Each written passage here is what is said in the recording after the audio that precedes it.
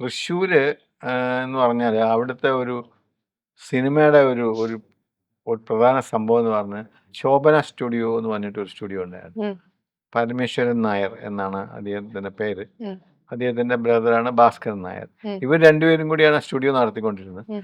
എല്ലാ സിനിമക്കാരും അവിടെ വരും. ആ, വെറുതെ സമയം കൊല്ലാനും ഉം. ആൾക്കാരായിട്ട് പരിചയപ്പെടാനും. ഞാൻ അവിടുത്തെ ഒരു സ്ഥിരം സന്ദർശകനായിരുന്നു. ആ, അപ്പോൾ ഒരു ദിവസം ഞങ്ങൾ അന്ന് പാട്ടുരാക്കൽ എന്നൊരു സ്ഥലമുണ്ട് തൃശ്ശൂർ. അവിടെയാണ് താമസിച്ചുകൊണ്ടിരുന്നത്. അച്ഛൻ അവിടെ ജോലിയായിരുന്നു. അച്ഛൻ DSP ഓഫീസിലെ മാനേജറായിരുന്നു. ഉം, ചേച്ചിയെ പാട്ട് പാടാൻ വിളിക്കാമെന്നാണ് ഉം, പരമേശ്വരൻ നായരും ഉം. രാമു കാര്യാട്ട് ആ, ഡയറക്ടർ ഉം, അവർ ചേച്ചിയെ പാട്ട് പാടാൻ വിളിക്കാമെന്ന് ഞാൻ അവിടെ കളിച്ചോണ്ട് നിൽക്കുകയാണ്.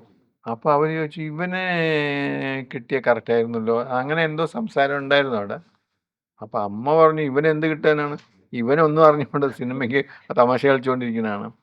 അല്ല ഇവനെ ഞങ്ങൾക്ക് തന്നാൽ ഞങ്ങൾ ഇവനെ ഒന്ന് കൊണ്ടുപോയി നോക്കാം. ഉം, അമ്മ പറഞ്ഞു നിങ്ങൾക്ക് കൊണ്ടുപോകാൻ പറ്റുമോ കൊണ്ടുപോകാൻ വരുമോന്നൊന്നും എനിക്ക് അറിഞ്ഞൂടാന്ന് പറഞ്ഞു. ഉം.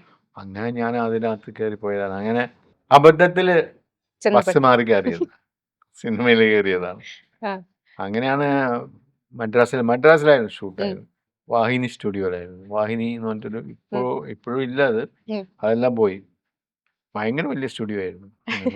അങ്ങനെ തുടങ്ങിയതാണ് പിന്നെ സിനിമാറ്റോഗ്രഫിയിലോട്ട് അങ്ങ് വഴിമാറി അങ്ങെത്തി.